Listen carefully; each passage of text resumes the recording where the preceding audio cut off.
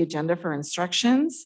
Dr. Jackson from William Jessup University will be giving the invocation this evening, and Mayor Andriotta will begin the meeting immediately after. So Dr. Jackson, thank you.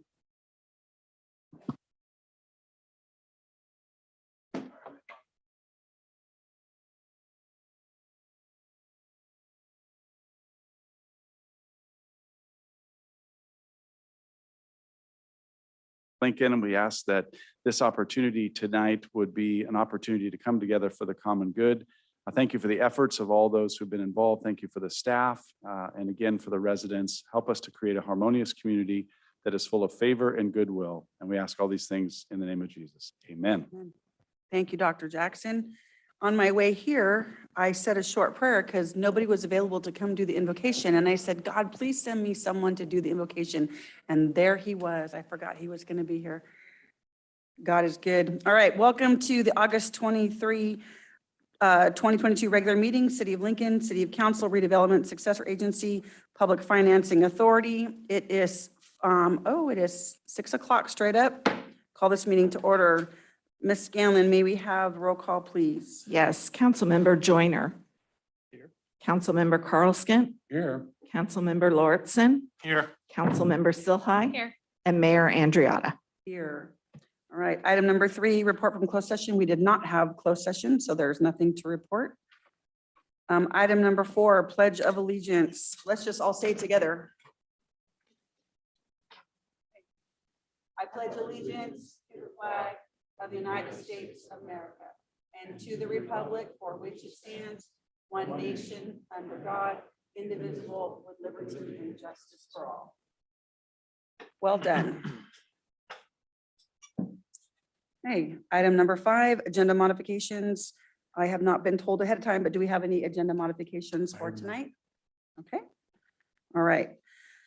Item number 6, presentations. We have one presentation this evening by our esteemed President, Dr. Jackson from William Jessup University on the Clover Valley Preservation Project.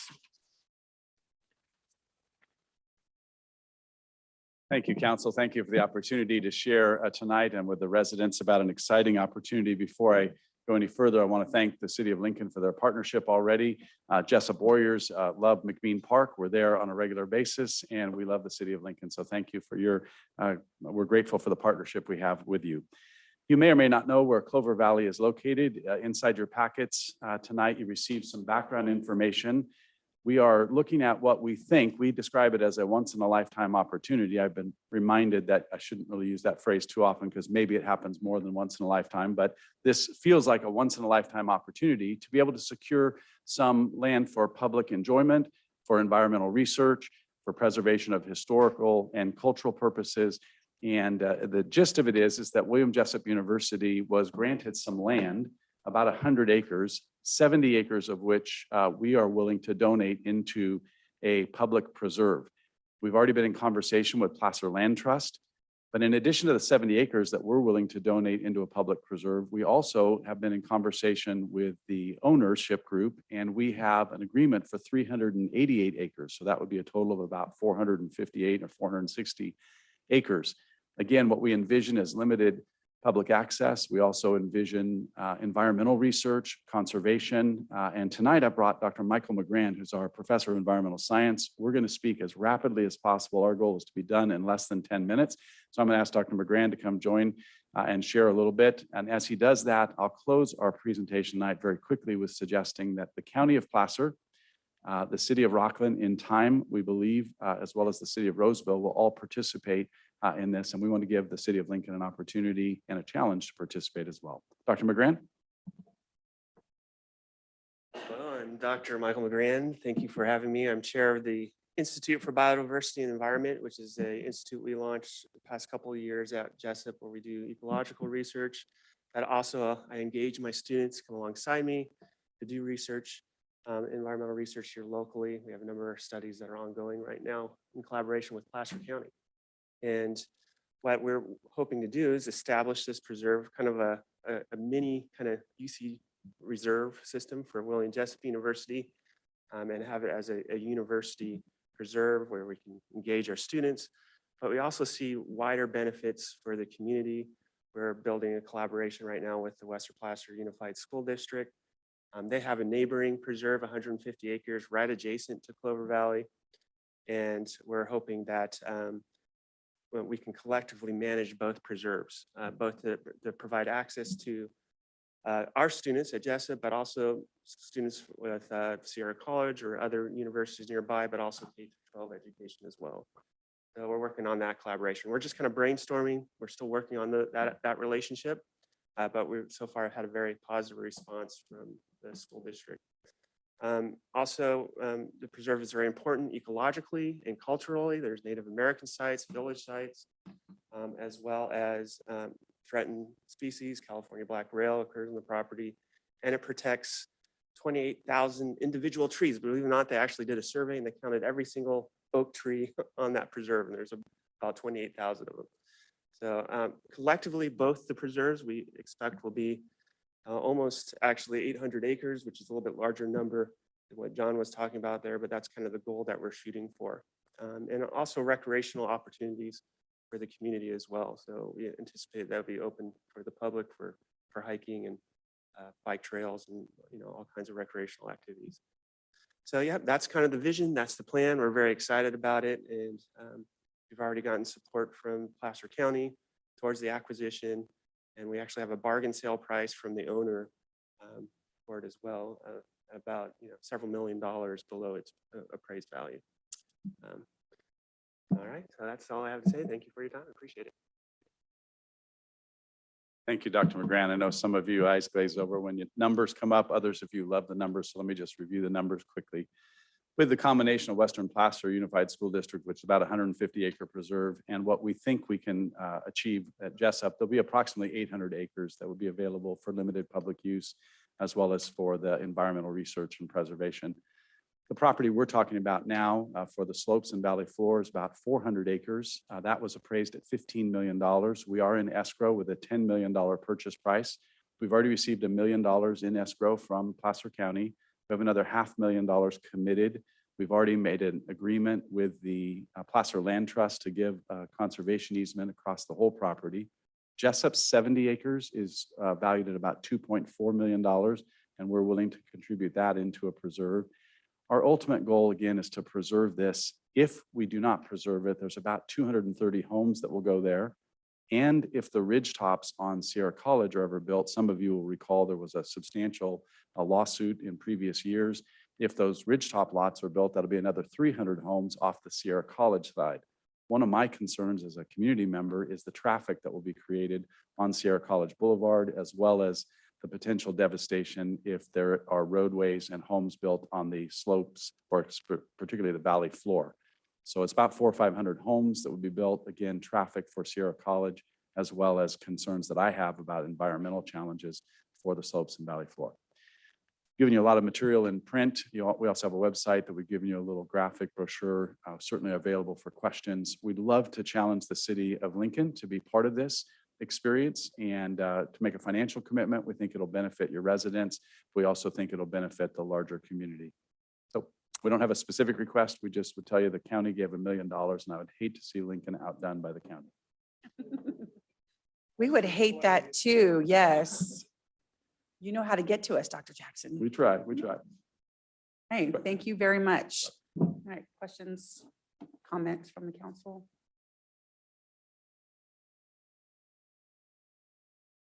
Dan, turn on your mic, please.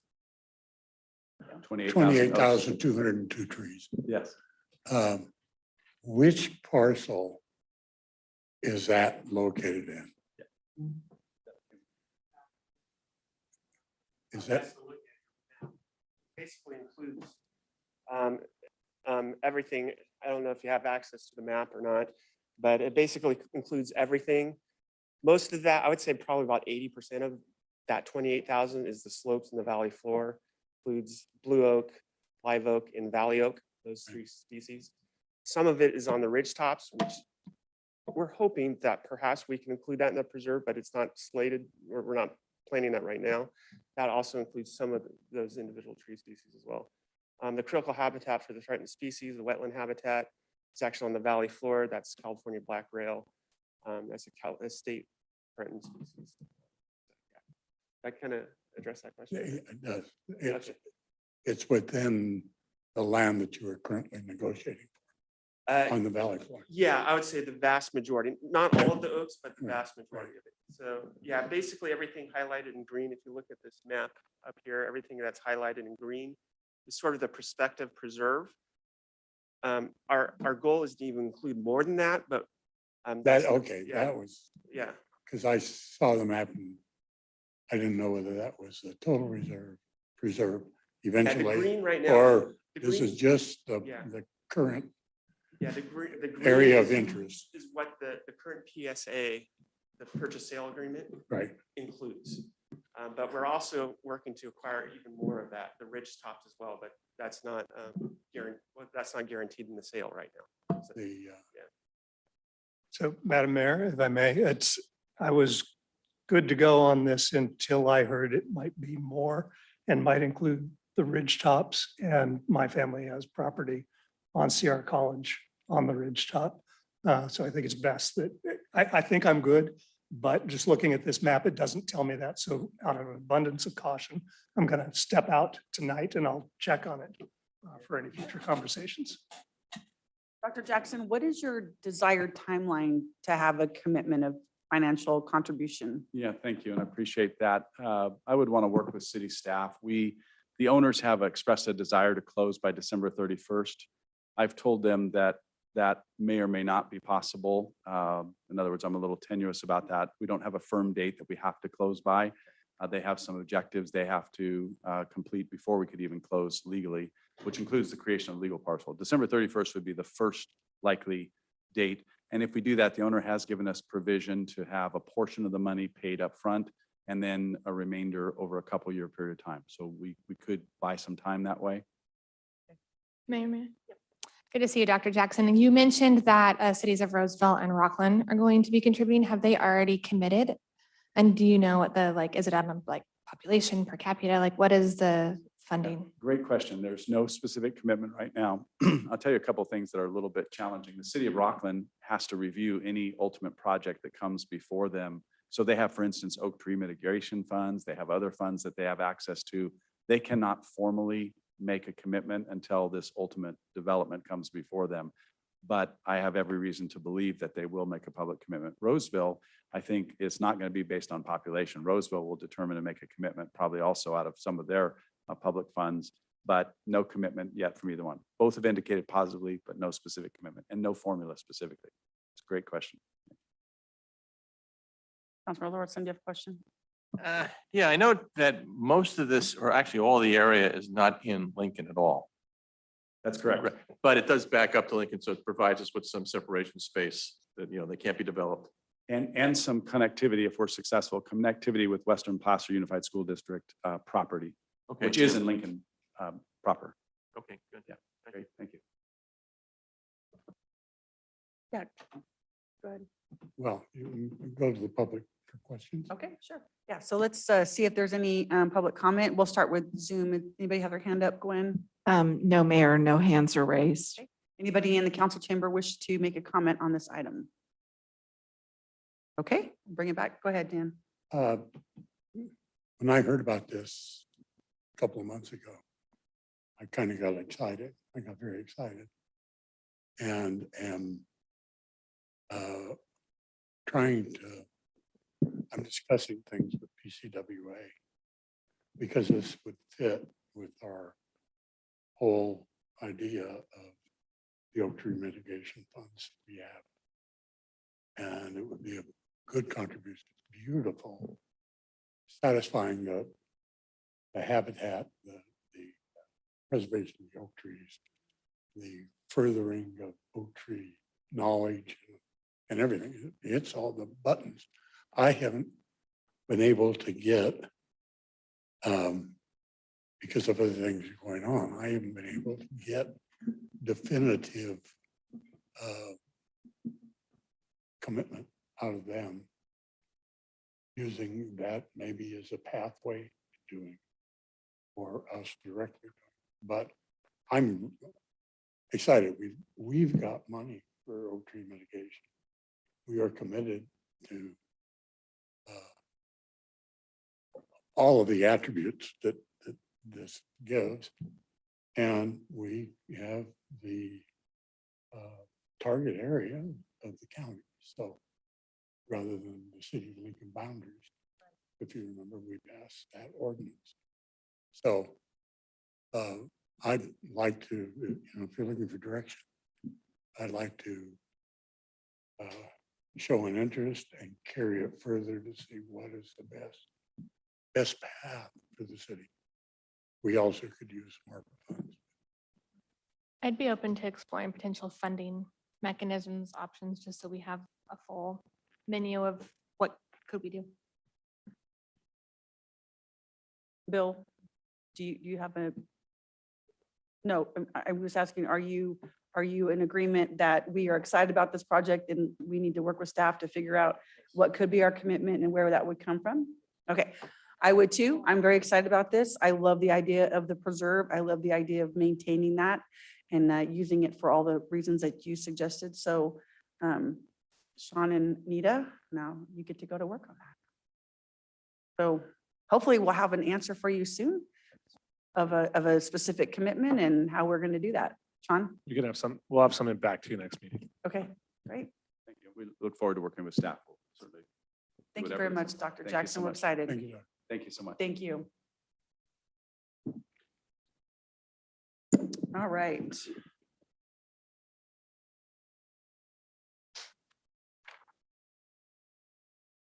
Okay, item number 7, the public comment on non-agenda items. So if anybody from the public has a comment about something that is not on the agenda, so we'll start with Zoom. Is anybody have a hand raised?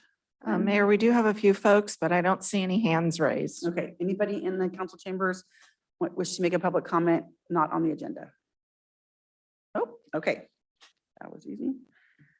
Okay, item 8, consent. All matters on the consent agenda are considered routine business and will be enacted by one motion. There'll be no separate discussion of these items unless a member of the city council or resident requests a specific item be removed from the consent agenda for specific action. Any item removed will be considered after the remainder of the consent agenda. Councilmember Joyner has already asked to pull 8N. Is that just because you're going to recuse yourself? So we don't actually, okay, all right. So any other council members wish to pull an item? Okay, anybody from the public wish to pull an item from consent agenda? No hands are raised on Zoom, and I don't see No. any in chambers. Okay, Move approval of the remainder of the consent agenda. Second, okay, roll call, please. Yes, thank you. Councilmember Joyner, Yes. Councilmember Carl Skint, yes. Councilmember Lauritsen, Yes. Councilmember Silhai, and Mayor Andriota. Yes. And with that, I will step out of the room. I'm recusing myself once again on this item because it is within about 400 feet of my residence.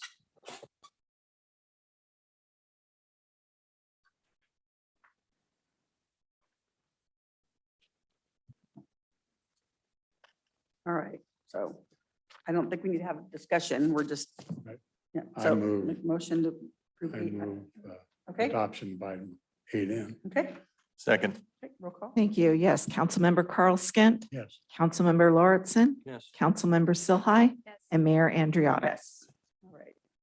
Someone grab Councilmember Joyner. Okay, item number 9, we have a public hearing one tonight, 9A. Waive full reading and introduced by title only ordinance 1053B of the city of Lincoln to repeal and reenact chapter 5.04 business licenses. So our finance director, Nita Racker, will give a staff report. Good evening, Madam Mayor and members of council.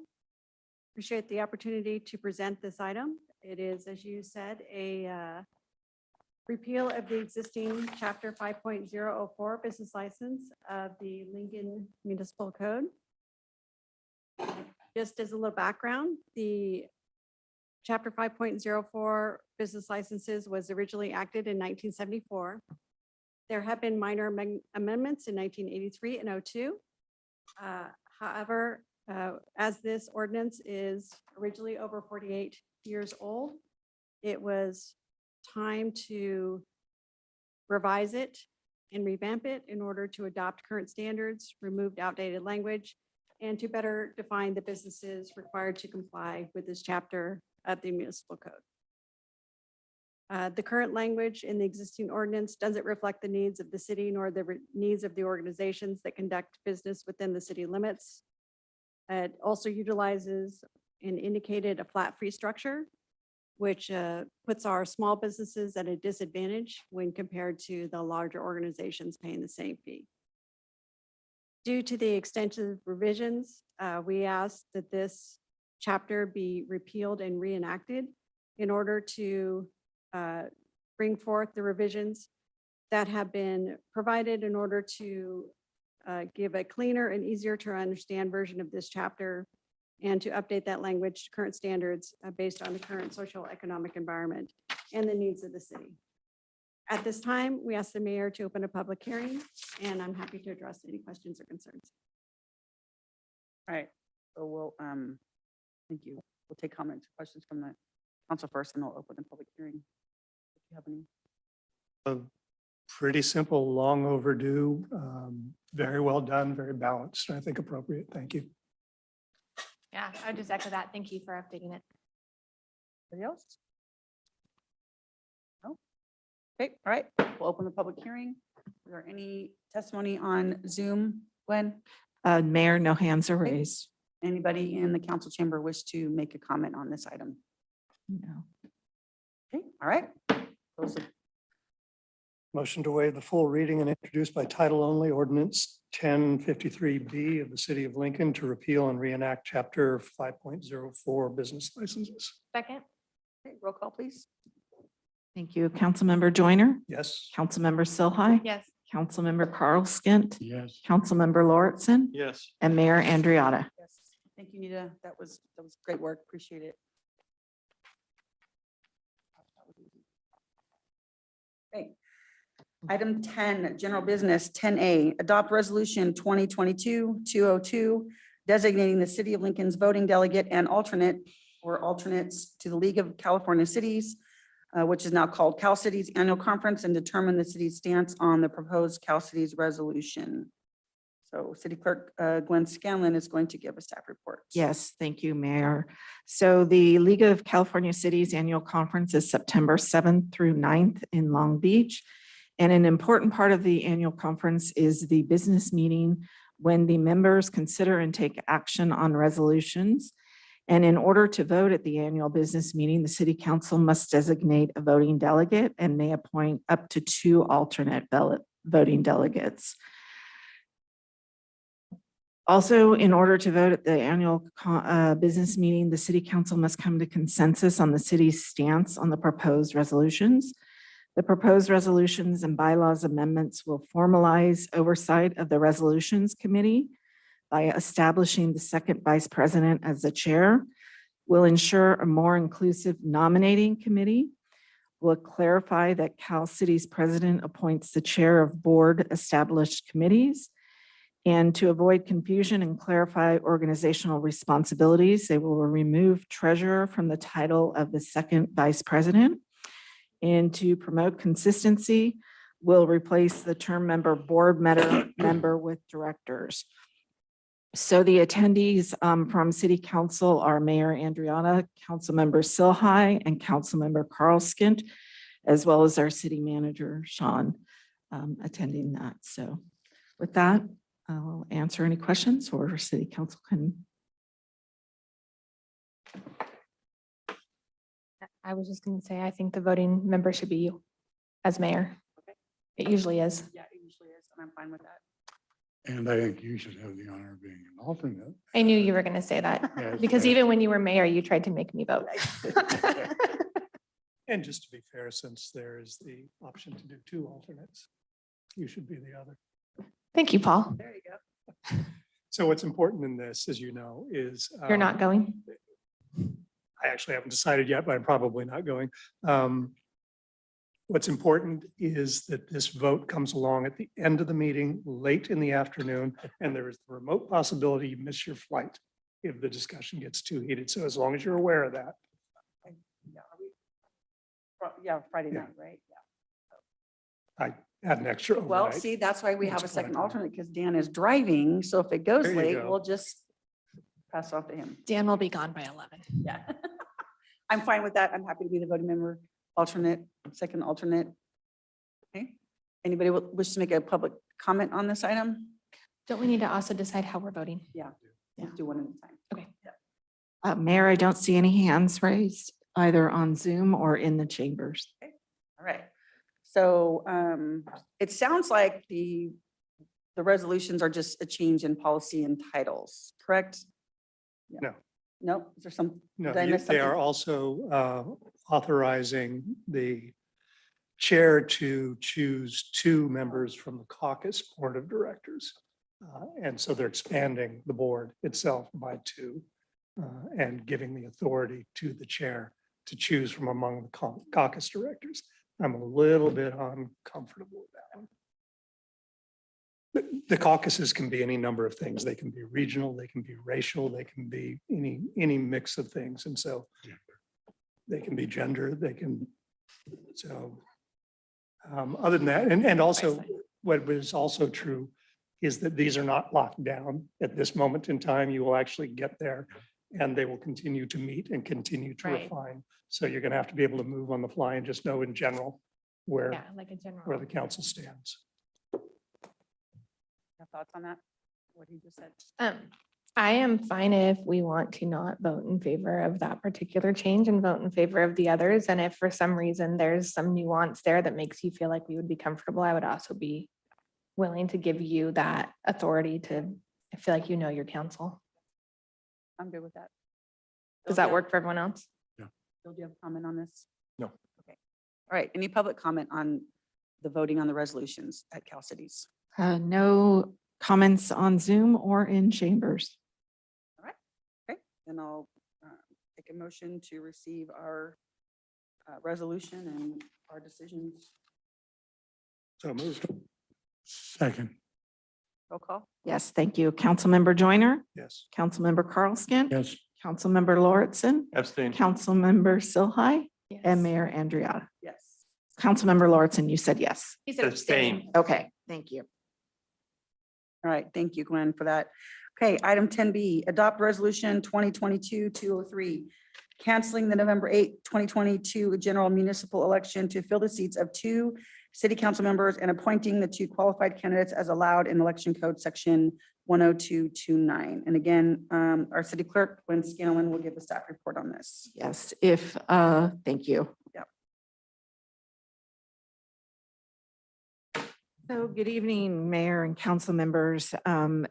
We have brought this staff report forward because during the election filing period, this is a timeline of the election filing period. So E stands for election and E minus 113 days or July 18th.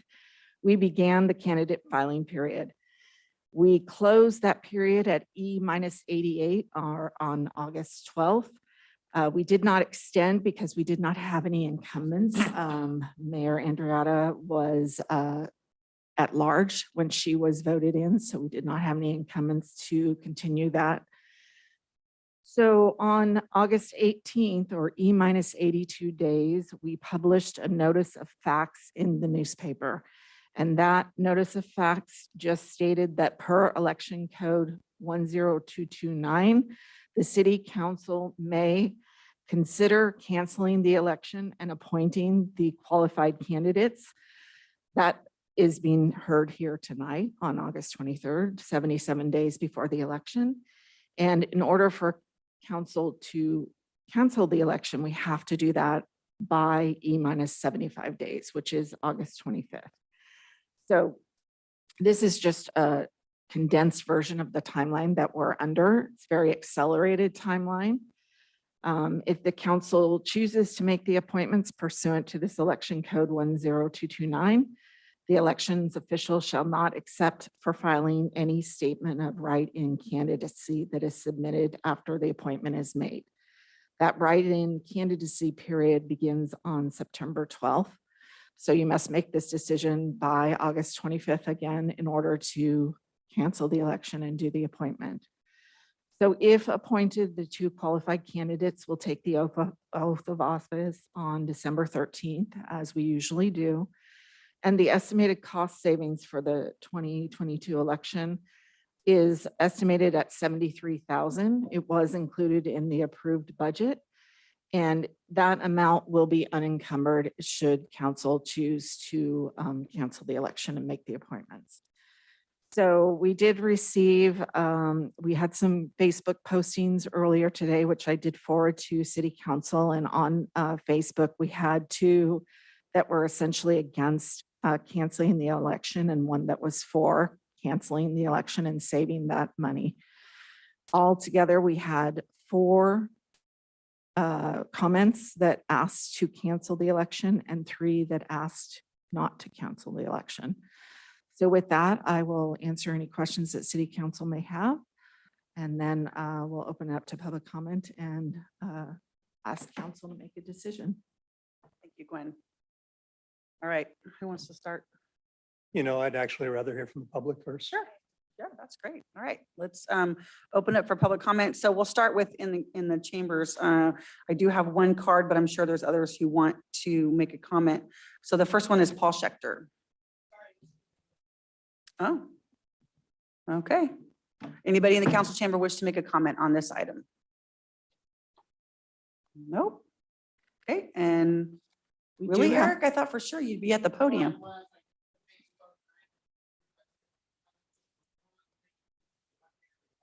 Okay. Okay. Okay. Anybody on Zoom? Gwen? Mayor, we do have a few folks, but no hands are raised.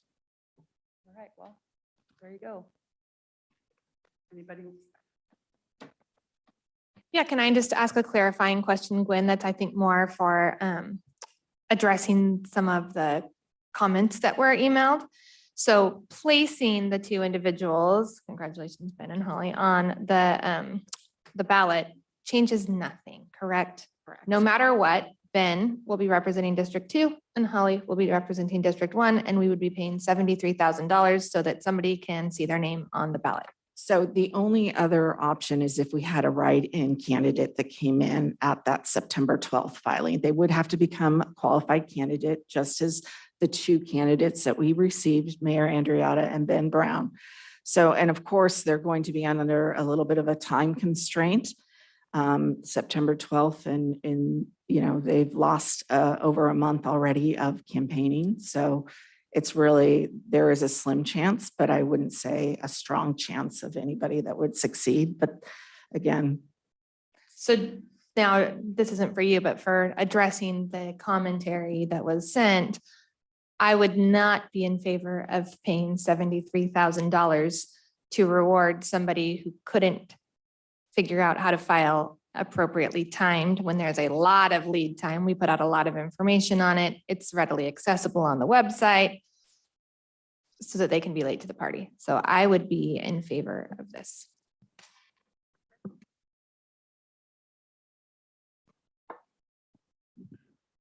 I never realized until I read comments how ambiguous the word election is. Election's a noun, it's a verb, it's a piece of paper. It's electronic filing. Right. It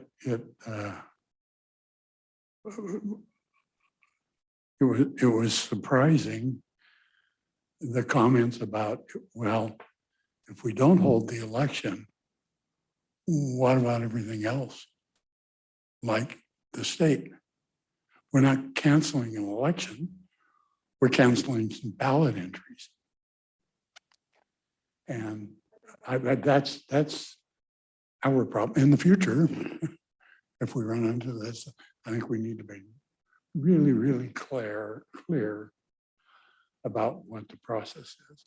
I would also like to point out to people, and I think this is true of at least 4 of us, maybe 5 of us, running for the city council, putting your application in is not something that you do in a minute. You've thought about it, you know what the schedule is. and you meet the required schedule. So if you were ever interested in running for the city council, districts are not, you would have reached out and found out whether you could run or not, and what you have to do, and so on. So we're not usurping anybody's right or stopping anybody that really would have run for the city council. Listen, in the way I see it is if someone was that interested and didn't know about it previously, and I wasn't expending any additional taxpayer dollars to leave that window open, fine. But spending 73,000 taxpayer dollars just so that somebody can figure out 2 months too late, they might be interested. There's always 4 years from now. Well, and to your point, I know I did for District 2, I know Alyssa did. We did a lot of outreach on our own to solicit candidates that we thought would, So did I. yeah. And yes, and so it's not like we're hiding in a corner hoping nobody will file, right? Like we did a lot of outreach. And so the bottom line is nobody else chose to run. So Yeah, I'm in that- favor of, I'm in favor of saving the money. I mean, it's cool to see my name on the ballot, but for $73,000 for no reason, I'm not for that. That actually is a really good point, and I'd like to point that out because that could be construed in the wrong ways also. I know that I reached out to a lot of different individuals and groups saying, hey, you know, you're in a district now, right? Hey, your election is up. Hey, is there any member of your group that might be interested in running? Hey, let's talk if you think there's somebody that would be really good. Here's the qualifications that I think would make a good council member. Here's what the job really looks like. Do you want to talk? And very few people took that up. And kudos to Ben for doing it. Yeah. It's going to be great. Yes, very excited about that. Councilmember Lordson, do you have any comments or questions? Yeah, I'm usually a no on canceling elections. I realize that, you know, this is going to cost money, but, you know, I've heard $70,000, $40,000. But I think canceling an election is the last thing we should do to save money. There's other areas where you can save money in this budget. You know, I've looked at the budget, but just canceling elections, you know, just bothers me. Bill, Sorry. you're aware though that it's just putting their name on the ballot. So My name was on the ballot 2 years ago. The only reason we didn't cancel that one is because we had a treasurer that was up for. yeah, Like, we had, Because of that was Richard. contested. And we had two Richard and Stan candidates. were running. So and we had it, two candidates. Yeah, If but- we It did not needed But I to be ran have- against, posted. but I ran against no one. but you were part of the cities being included in the ballot. So right now we would literally be paying just to have the same two individuals. It's not even a choice. Even if nobody voted for them, they still would take office. What about the write-in period? It doesn't start until September 12th. Oh, oh, I see what you're saying. Now that I understand what you said previously about canceling an election doesn't apply. Excuse me? We're not canceling an election, I think was what my point was. We're just voting to not include two names. The election is going to take place. When you say election, are you meaning specifically? There will be no ballot items from the city of Lincoln during this Correct. election, What if we happens, make this decision. what happens if someone decides they want to be a write-in after September 12th? Now you're correct on that. Then they wouldn't have the option. So if that is what you're talking about, then my apologies. We would have to not vote this in if you're wanting the write-in to be able to happen after the filing period. So after tonight, if someone wanted to be a write-in after September 12th, they'd still be able to get on the ballot. Not if you Oh. Not on voted the on ballot, this. but I mean, you know. it's- Not if you voted on this. You're correct. I wasn't aware that that was your particular concern. You're correct that you wouldn't want this. If you want the write-in to Yeah. be able, then you were correct. I didn't understand that's what What you do were you mean saying. I'm correct? I mean, they When would- you initially said, I don't want to cancel the ballot, Yeah, I didn't understand that's what you were meaning. You're right. You don't want it if you want the write-in. you know, so if someone wanted to do a write-in after September 12th, and we canceled, and we So did this. if someone wanted to go and register to be a write-in, Yeah, if we take this action tonight Yeah. to not move forward Right. with placing our election on the ballot, yeah, they would not be able to do that. well, that's a problem. It is Correct. also true, however, that if someone did pop up very last minute and become a registered write-in, they are not on the ballot. Their name will not appear. I know, I on the realize ballot. that, but there'd be no election. There would be a potential for somebody to write. So the question for me becomes, is that worth $73,000 of the taxpayers' money? We should look we should look at other areas for savings. Anyhow, Is this general fund money? It is allocated, so it's in Fund 600. So a portion of it, yes, is general fund. Okay. So I think personally, I think that's what this comes down to. What is the likelihood that someone failed to pull papers to run for one of the districts, has thus far failed to register as a write-in candidate, but will come in very last minute as a write-in candidate and win, And have to- succeed. And have to do double the work because they are write-in. So the chances of that are almost nothing. And is that worth $73,000 of taxpayer money coming out of our general fund that we do nothing but talk about how strained it is and apologize to the chief? I feel like is like a weekly thing. So let me add that this is not unprecedented for Lincoln. There was an election 20-ish years ago.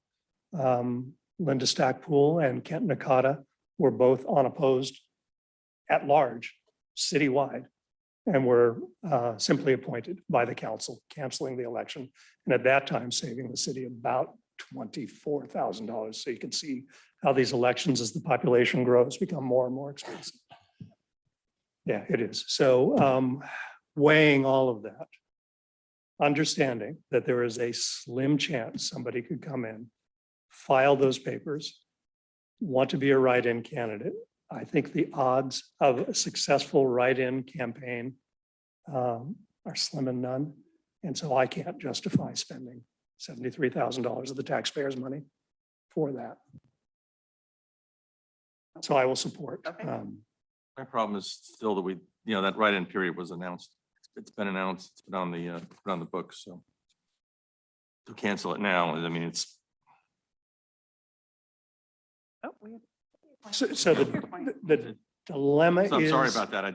Oh, no, don't be I sorry. apologize. That's fine. So the dilemma is that our deadline and the filing for a write-in are the same day. No, so the Our deadline is prior to correct, that deadline. correct. The 75th day before, 2 days. Right. And yeah, I actually do that. So that's the challenge. We will not have the opportunity to stand at the elections office counter and say, nobody came. We want to end putting it on the ballot and save $73,000. We won't be able to do that. If the two coincided, we could do that. And that would be the wise thing to do in that case, the fair and right thing to do. But in this case, I just can't get there. This seems the logical path, the most reasonable and responsible path. All right. Well, then I'm ready to receive a motion on this item if you all are.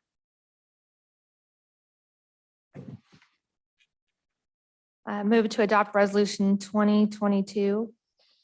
It doesn't have.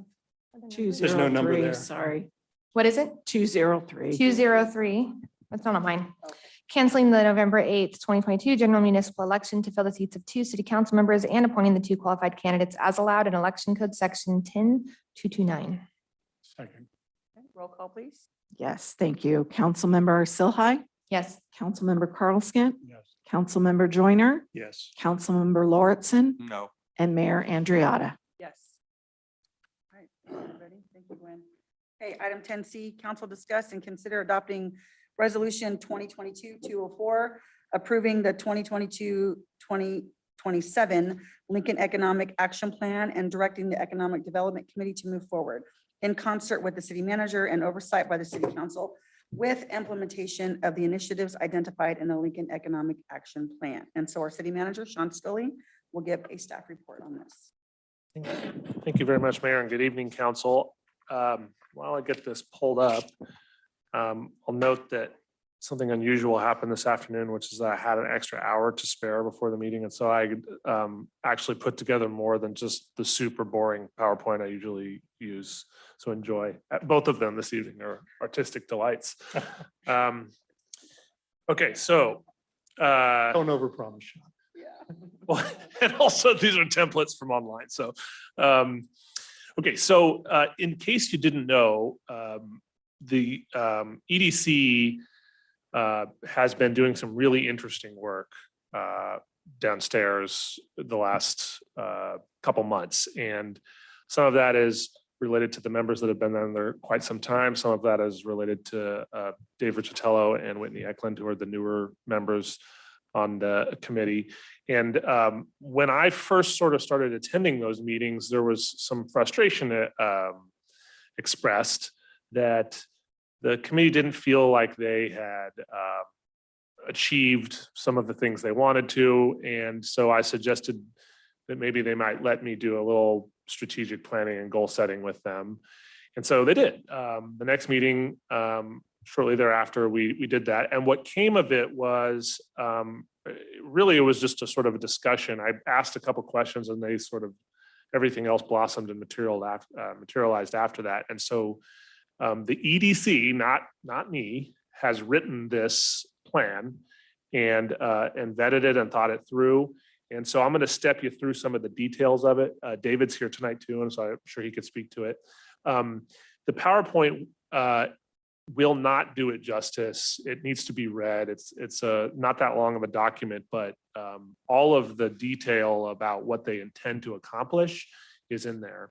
And the idea was pick some priorities that you want to address from an economic development perspective, create a bunch of tasks and goals that are trackable and you can apply metrics to, so you really know if you made a difference, and then start to pick them off one by one. So here's the vision. Lincoln is a city of opportunity that is widely recognized for its authentic community character, excellent quality of life, and supportive environment for business, investment, and growth. The mission statement is intended to address how you are going to achieve your vision. So to provide a high level of public service, to be responsive to community expectations, maintain a safe and clean environment that benefits the residents and businesses alike, support growth and expansion of existing businesses, recruiting new businesses that provide family supporting jobs, and attracting new retail development to the community. And finally, promoting Lincoln for its small town community character, natural beauty, enchanting history, and world-class wineries and breweries. The framework, how was this developed? So aside from just the discussions and goal setting sessions, it was developed in concert with the general plan, the strategic plan that the city council has adopted, ongoing community input, current economic development initiatives that they've already been working on. And it's informed by the Placer County Economic Development Board documents, the GSEX documents, as well as the Sacramento Region CEDS document, which is the Comprehensive Economic Development Strategy, I think. And the idea was the EDC really wanted to make sure that we weren't creating something that was either redundant or completely off in left field compared to what the regional efforts are. So here are the 4 strategic priorities if you wanted to break up the plan into 4 categories: business support and job creation, revitalizing downtown, Lincoln Regional Airport, marketing and outreach. Each of the goals and initiatives has a number of subsets of essentially tasks or goals, which are actual items that they'd like to achieve. I'm not going to read through each one of these, but you can see, like, for example, on the business support and job creation, leverage relationships with regional job training resources and higher education. If you go to the plan and you read below that, there's a number of bullet points that indicate how exactly they're going to do that. They're going to get in touch with the Workforce Investment Board or work with other job training resources locally. And so each of these goals has subcategories of achievable things that can be done. Here's priority 2. And this was revitalizing downtown. So there's some gateway and wayfinding projects. The concept of Lincoln Marketplace is this idea that there are other communities in their downtown and in specific areas that have created outdoor marketplaces where you have regular commerce that occurs on a regular basis. And I believe it's Paso Robles has a really interesting example that the EDC's looked at, and we may try to recreate. There's also the concept of lodging and hospitality within the downtown. One of the things that came out of the the hotel incentive program is, why should we only focus on hotels that are adjacent to our highway or larger commercial areas? That boutique lodging and hospitality is feasible and could happen, provided that the circumstances are right. And then finally, the Lincoln Performing Arts Center / Civic Auditorium. So real quick on this, just because it created a lot of discussion. The initial comments about this had to do, to me, it was a very benign discussion in the beginning about whether it might make sense to have some sort of professional management company come in and run that facility. And it was simply just discussion that was occurring at the EDC, and it ended up in a draft document, which then riled up a number of folks that were concerned about what that meant for the schedules and how the facility is being run currently.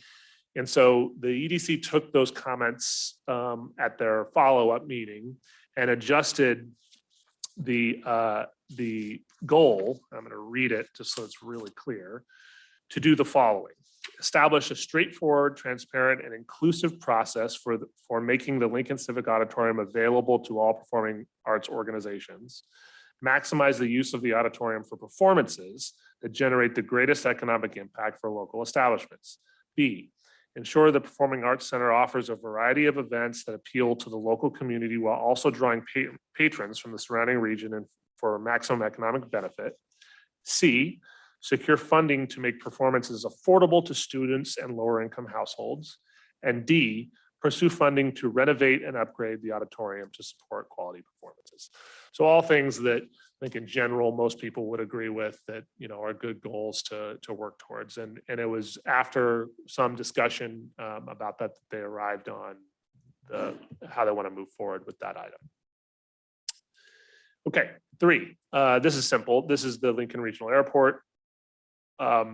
There's some discussion about creating an airport business plan, and that's gone into in depth in the document, as well as to potentially develop a branding and marketing plan for the airport.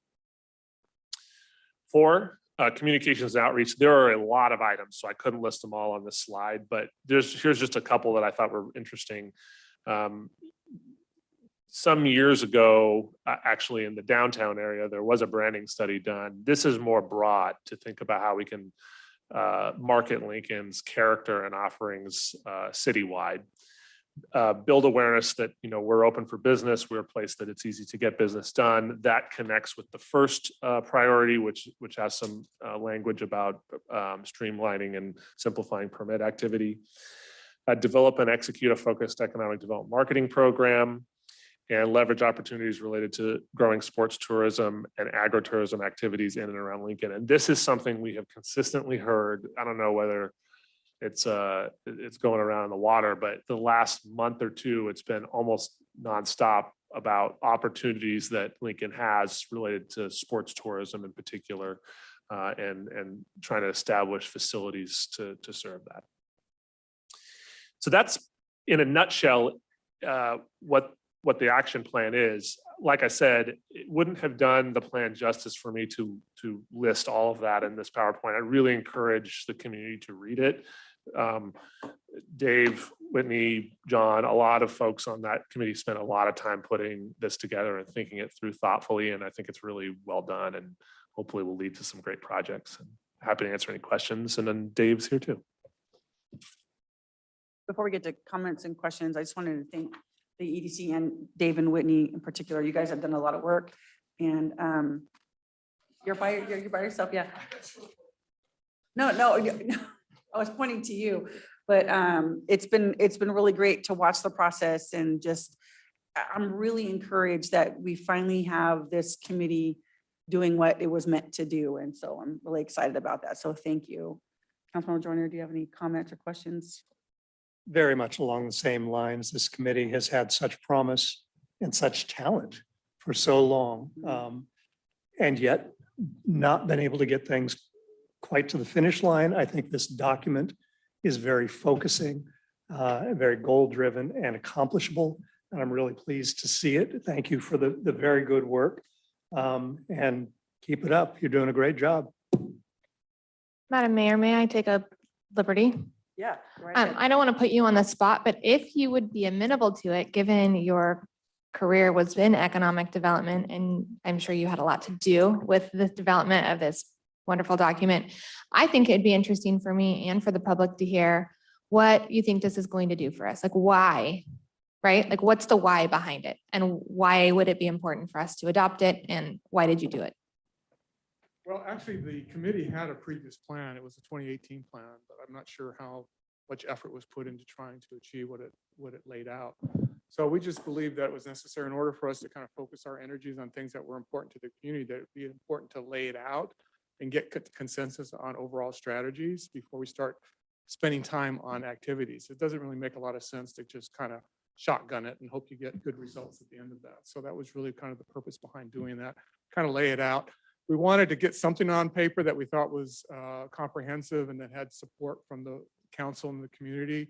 But we intend that as we work on the plan and work on implementing projects, that we'll be updating the plan to reflect new information and new knowledge that we gain as we move forward. Also, we didn't want to hamstring ourselves in case new opportunities came forward. We want to be able to take advantage of those opportunities. So we're not saying that if it's not in our plan, we're not going to touch it. We want to be able to take advantage of opportunities as they come forward. And I want to also add that the reason, I know there was a little bit of a joke made about the 5-year time frame on it. The reason we put 5 years on there is because there's so much in the plan. We didn't want people to think we're going to try and accomplish all this in 1 year. I don't think that's even remotely possible, but hopefully we'll make some progress over the year and you'll be pleased with the work that we're doing. I think I it also appreciated becomes- that. I think it becomes a rolling plan, a rolling 5 years. I appreciate the background and the nuance and that it's flexible yet directive. So thank you. So I think the trap that happened last time, there was a 2018 strategic plan developed by the Economic Development Committee at the time, took them a couple of years. It was overall a good plan, but the plan became the goal.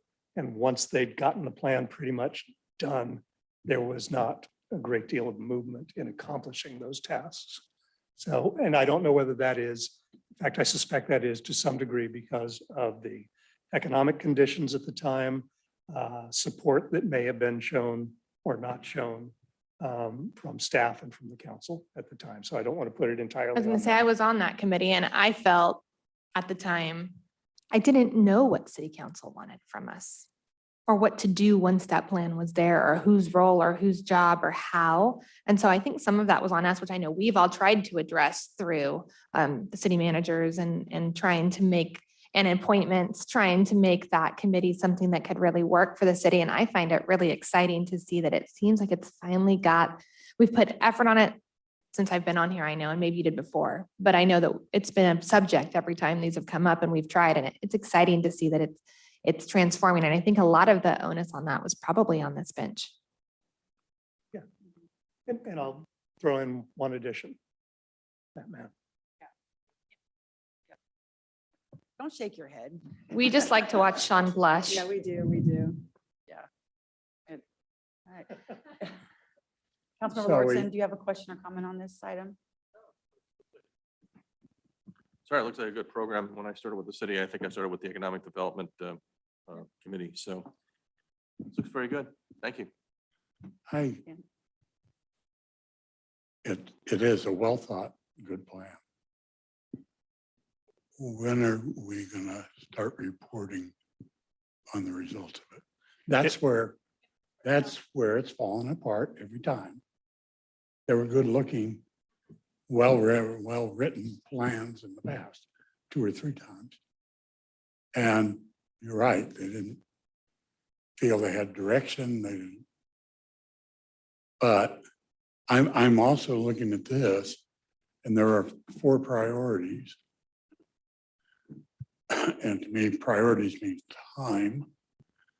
And are they 4 parallel priorities? Are they, I'd like, and I understand there not being, that business development is opportunity driven. So you change all the time, but you're not always working on an opportunity. In that dead time, what are you going to try to accomplish?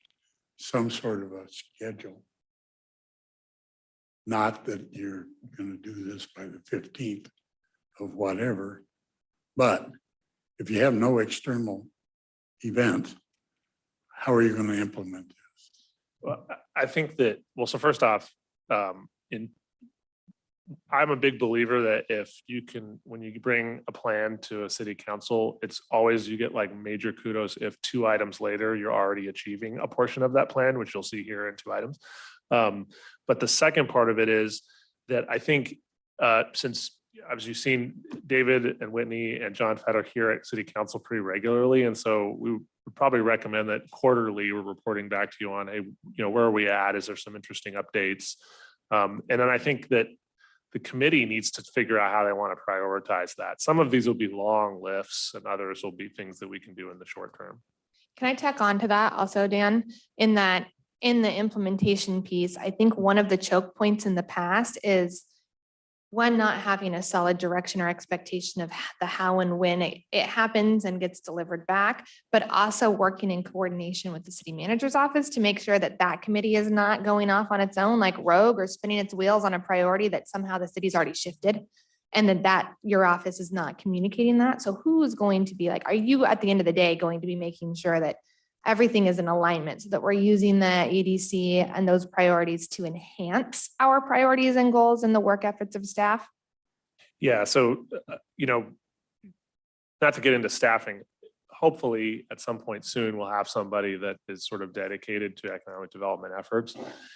In the meantime, I've sort of nominated myself to do that. And I actually really enjoy the work. So it's not like it's tedious or anything.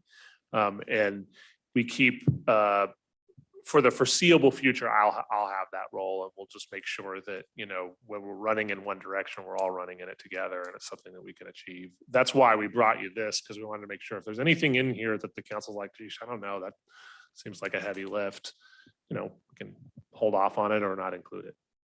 But there's nothing, in my opinion, at least, there's nothing in here that we can't at least make some significant progress towards in, a reasonable period of time. That's what I appreciated his comments. It's like a living document. So why not try for it? And as we go through execution and see what can be bitten off and what needs to be changed. And I appreciate that it's going to be a working document. Okay, let's go for public comment. Paul Schechter, you are up, sir.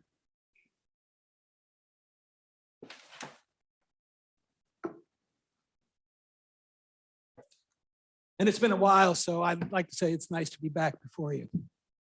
And I'd like to start by reporting that our board is very pleased that progress is clearly being made to reestablish a positive and productive relationship with the city. Our differences have been settled. We have held several cordial meetings with city staff. A very productive meeting with Sean, talking about LTC and its future and they've really been changing the atmosphere. And we'd like to extend our hand to all city staff and to members of the council to do the same, I have some comments about the portion of the report relative to the Civic Auditorium, which we generally support. Unfortunately, we had no opportunity to provide any input. I was out of the country and I got a report of what was going on. I think I was in London at the time or getting ready to board a ship. And I had some conversations with a couple of our board members, and based upon what they told me and based upon what I saw of EDC meetings, we decided not to get riled up, and I'm glad we did. But we had no opportunity to provide any input, so I would like to add some at this time, and maybe it's as much for the EDC members as it is for you. First of all, we strongly agree that the building should be used exclusively for performances and rehearsals and tech work that leads to performances. Actually, go back to 2018, that was a decision that was made by the council at that time. This was to be a performance venue.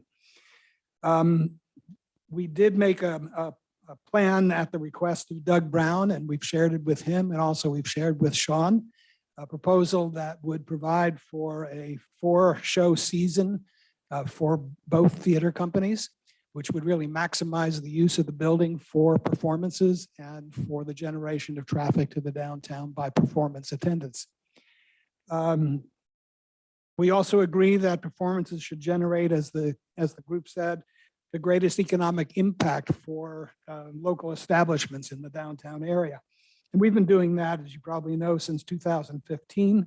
We also introduced the Sun City community to the downtown area, creating visits that had never been achieved before. It's made a significant difference to the traffic in the businesses downtown from the residents of Sun City. Performances should indeed appeal to broad audiences from both within the community and beyond. And again, Lincoln Theater Company has demonstrated a clear record of drawing audiences not only from here in the city, but also we can document that we've been drawing audiences from all over the Sacramento region and actually internationally, believe it or not. So we're not quite sure what the EDC had in mind with regard to item C, but LTC has a record of providing financial support for lower income participants. And we would certainly encourage any program that expands both the present and future theater going population. That's what we thrive on. That's what the future of theater requires. And finally, LTC has Paul, I'm demonstrated. going to, your time is up, and I'm going to give you like 30 more seconds. 30 seconds. I just want to say that we've demonstrated our ability to make improvements in the building, raise the money to do so. In the past, we have worked with the city on grants, and I'd like to offer our continued cooperation in that regard because we think there's still some things to be done with the building. And if our performance over the past 5 years will help to justify grants from outside grantors, we are prepared to cooperate with the city in filing those grants and justifying them. So if you have any questions, I'll be happy to answer them. Thank you, Paul. Appreciate that. Okay. You have any- okay, thank you. Thank you. Are there any other public comments in the, Eric, go right ahead. Been waiting to hear from you all night, sir. Just kidding. Thank you for the opportunity to talk. Go ahead and step in that mic right there. There you go. Thank you for the opportunity to talk. I thought this was a good opportunity to bring this up. As you may know, I'm a big believer in strong communication out to the community. I think as a city, we have opportunities for improvement. I know Sean and I have talked and we talked about a public information officer, et cetera. And I think this is a perfect example in terms of the plan. This is the first time I've actually seen the plan, looked through it, very encouraged, as you're saying, in terms of actually documenting, hey, this is what we want to do, putting some metrics in place. Here's how we're going to track it. So extremely encouraged by that. I think the opportunity now exists to get it out to the community and share it. And I believe it needs to be beyond simply pointing to the website where it says, here's the plan. Because people aren't going to read the plan. They're going to look at it. It's not that long. It's really not that long. They're going to look at it. They get past like 3 lines and they've checked out because they got to get their kid to school, et cetera. So I think we have to think about, as we roll out these strategic plans that talk about the future of Lincoln, here's what we're doing, here's where we're focused. How do we get that down and get it to a point where the general community can digest it? Maybe that's a matter of taking, 1/10 of the first part of the plan and rolling it out and talking about that and giving people the opportunity to respond. So, that's the big thing. I've read through these documents. I mean, you get a plan that comes out talking about the agenda. I open up, it's 85 pages. You now have 2 days to learn all about it, ask all the questions, pull it all together, then come and present in 3 minutes your view and everyone's view on what we should do. It's unrealistic. This was a perfect example, the first one that we talked about in terms of the election, right? You're trying to absorb all of this, and to absorb it as a public, you've got questions. There's just not enough time. So I think we've got an opportunity here to get it into something that can be absolutely digested by the public, give them an opportunity to respond and take action. So, thank you. Thank you. We really appreciate that input. All right. Any other public comments in the chambers? Anybody on Zoom? No, Mayor, no hands. All right. All right. Any other comments or questions from council? No? All right. Well, I wanted to thank you again for all your hard work. Very excited about the progress being made and look forward to the next, 5 years as we start to roll all this stuff out. So if the council's ready, I'm happy to receive a motion to approve item 10C. Motion to adopt resolution 2022-204. Second. Hey, Thank roll call, you. please. Yes, Councilmember Joyner, Yes. Councilmember Silhai, Yes. Councilmember Carlskent, Yes. Councilmember Lortzen, Yes. and Mayor Andriotta. Yes. Congratulations. Job well done. Okay, item 10D, adopt resolution 2022-205, authorizing the use of the bold financing for Esplanade at Turkey Creek project. And our finance director, Anita Racker, is going to come back and give us a staff report on this. Again, Madam Mayor and members of council, staff requests that council consider the adoption of a resolution approving the acquisition funding agreement for the Esplanade at Turkey Creek project utilizing the BOLD program fund financing. Just a little background, the city authorized the use of the BOLD program in 2019. This program provides an additional funding tool for developers to finance infrastructure and impact fees through bonds. Approval of the use of the BOLD program is required by the city council on a project-by-project basis, and that has been the council's preference in the past, and we encourage the council to keep that preference going forward. The city has approved the use of the BOLD program for other projects in the 12 Bridges development area. Taylor Morris is the developer on this project, and they have applied for this program in connection with the Esplanade at Turkey Creek in that area. The BOLD program is managed and run by the California Municipal Financing Authority, or CMFA. They're a statewide joint powers authority whose members are numerous public entities throughout California. They do have the authority and the ability to issue bonds to fund and support these types of projects and other types of economic and social development. In order to move forward, the city and CMFA will need to enter into this acquisition of funding agreement. In brief, this agreement allows the developer to be reimbursed for the cost of acquisition improvements from financing of the available bond funding, and that the city will eventually acquire the completed improvements. And any and all expenses related to the agreement will be paid for out of the available funding from the bond financing. The language of the agreement before you is very familiar, is similar to agreements that the council has considered before in connection with BOLD financing. And with that, I am happy to answer any questions you may have. Thank you, Nita. Okay, we'll start on this side. Councilmember Lauritsen, do you have any questions?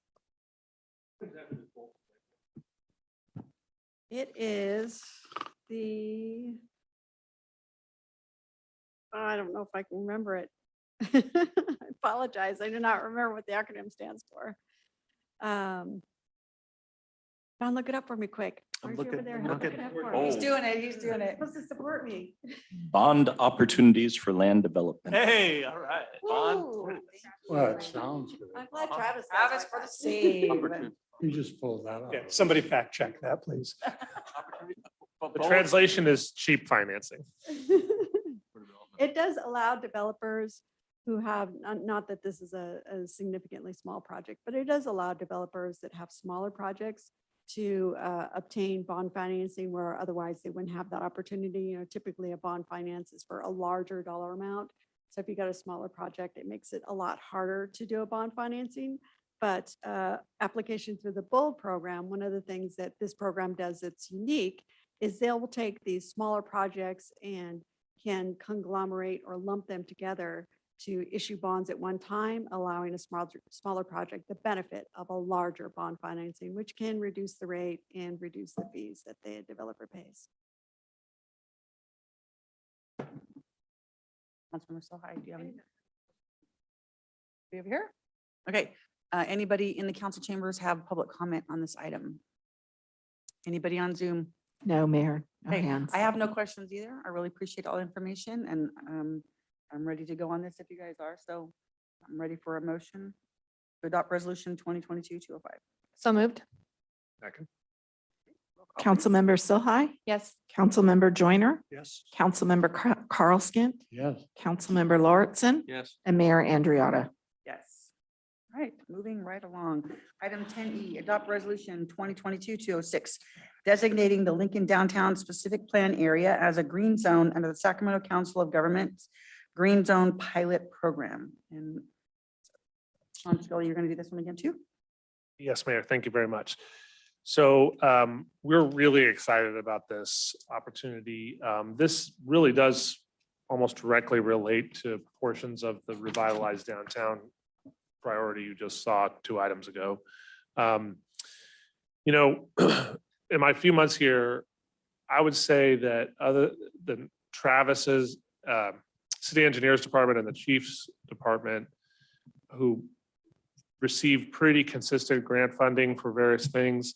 Our other departments are sort of sporadic in grant funding that we get from time to time.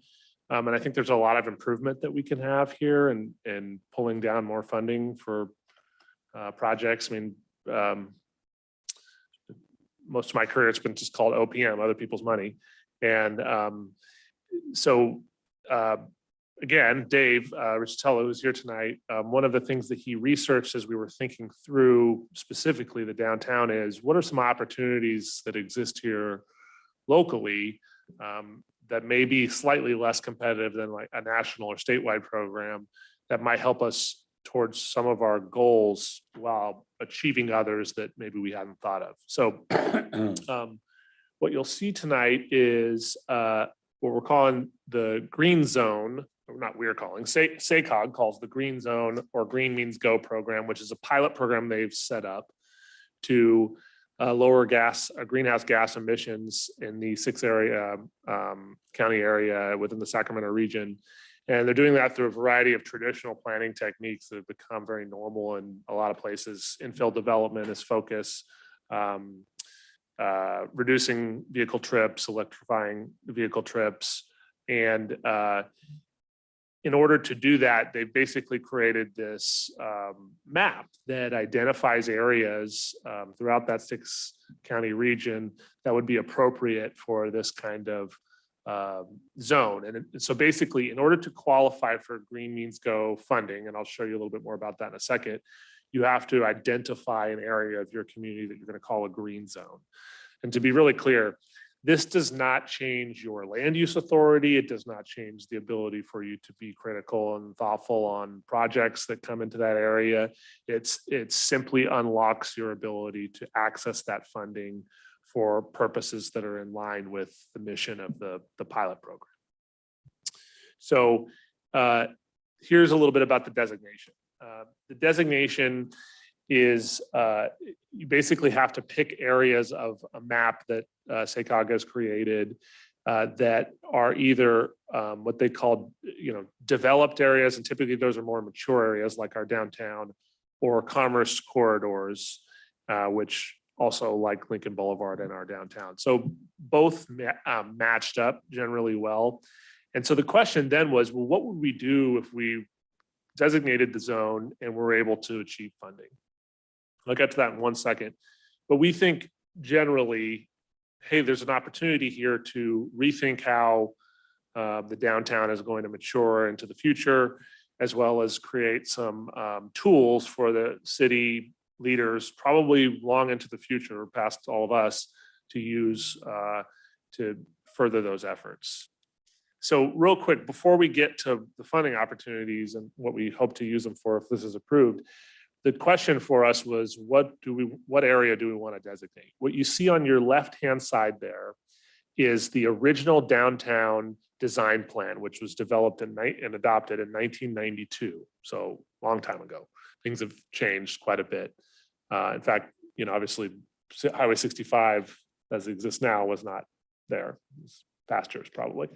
So then some years later, and I actually wasn't aware of this until Robin, our planning department, sent me an email to let me know that some years later, I think in 2004, the downtown design plan was actually expanded east and west. And so you can see that it pushes out a number of blocks either way.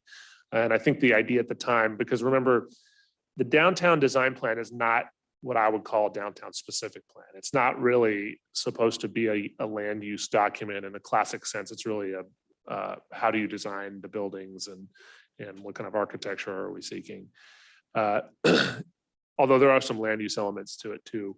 And what you see on the third map is the difference between the both. So the shaded area that Jen's team put together is what the original was, and the colored area is essentially most of the expanded area. So the question for the city council that we'd like a little direction on this evening is, if we're going to establish this green zone where we will focus the funding primarily, if we're able to get it, should it be in one of those two options? the way we've structured the resolution is that it gives me a little bit of authority to tweak the map so that it meets whatever SACOG's criteria are. And we've been working through that with them. We have calls, follow-up calls with them. I wouldn't get really hung up on a street here or a street there. It's the goal, in our opinion at least, is just to make sure that you include the commercial area adjacent to Lincoln Boulevard in the core area. And on the first map, a few blocks in either direction. Because in the red area that you see, our goal will be to try to identify appropriate infill properties for housing. And I'm going to get to why in just a second. And we can come back to this map when you discuss. So here are some of the ideas we have for how we might use the funding. There's downtown specific plan. That would be a huge deal for Lincoln to finally be able to rethink how your zoning works downtown, what uses are appropriate and what you want to see and what you don't want to see. That would, you could update everything from zoning to design guidelines. You could structure, focus on retail / entertainment. You could focus on live work housing or all of those things. And that's a fairly expensive process that would be general fund obligation otherwise.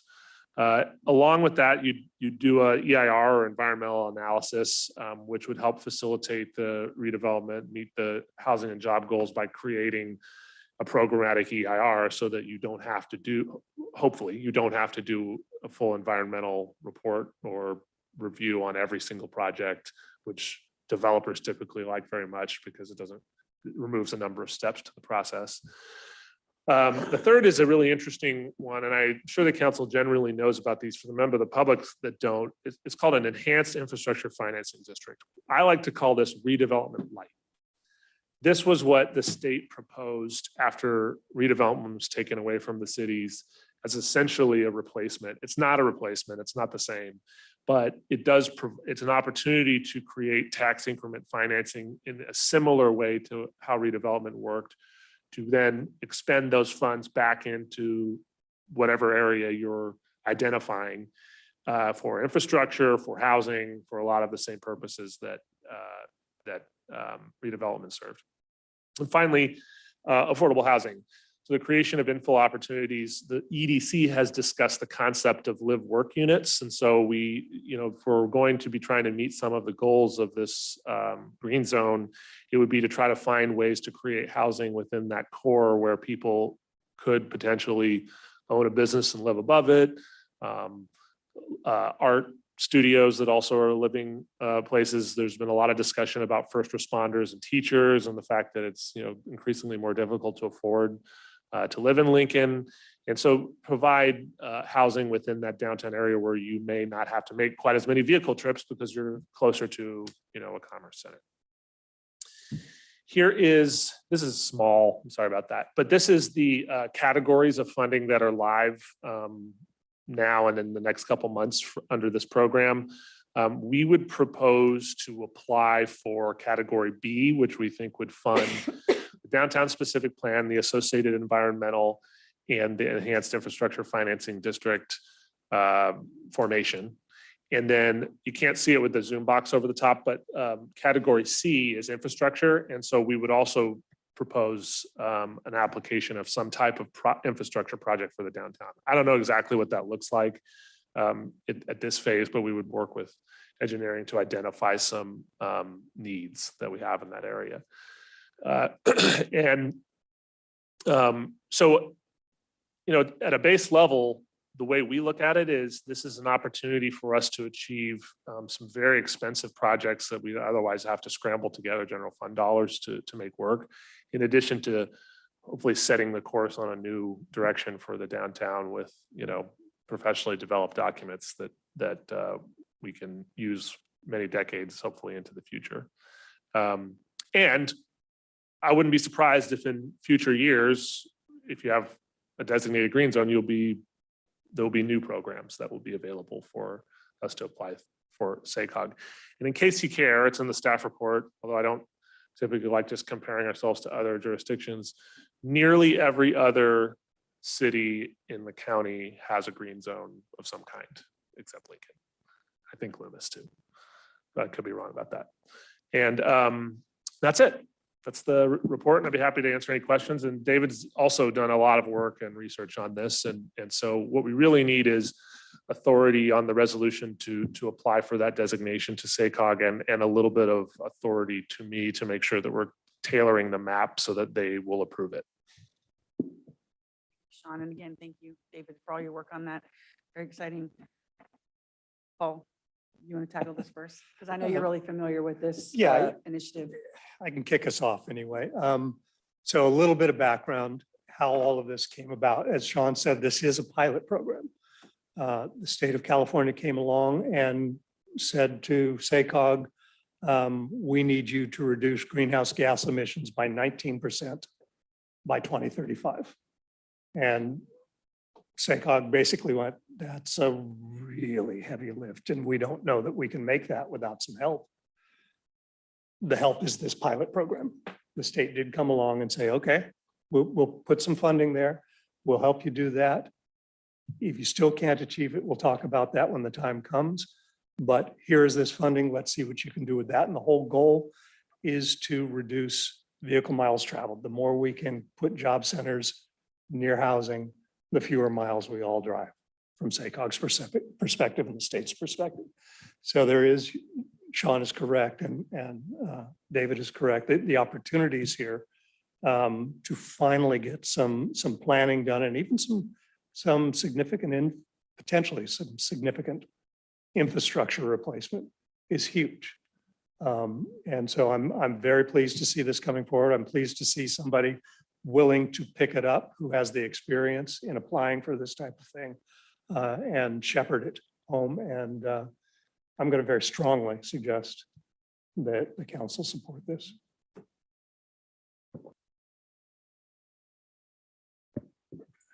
The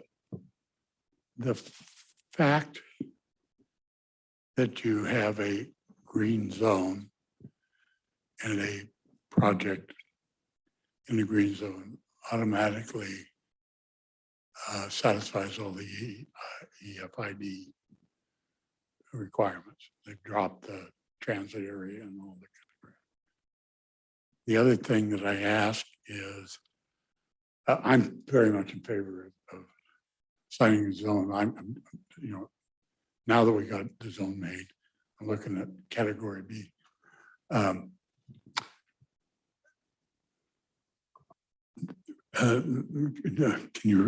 Can we develop a specific plan under category B dollars? Yes. Because it says rezoning environmental infrastructure. Yeah, it's planning is allowed within that. And we've actually already talked with SACOG about that specifically. Oh, and Councilmember Carlson, one other thing I didn't mention. We would also propose, although it'll come to you under separate cover, that the EIFD includes the 84 acres at the airport that's undeveloped. And there's a specific strategy reason for that we can go into later, but that's a potential site for some job creation. And so it would be good to have that as part of the area. And it doesn't need to be contiguous. Okay, I was going to ask that. It can. Yeah, okay, that's good.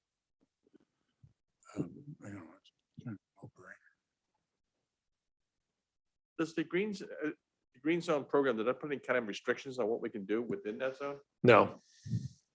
So, I mean, I guess I would say that if we took the planning dollars and said, we're going to, eliminate all of the buildings in the downtown and create, ranchettes in its place, probably wouldn't be within the kind of idea. But, from what I've heard, at least from the city council and most of the community, what you're looking for is a more vibrant downtown, and it lines up with a lot of the ideals here.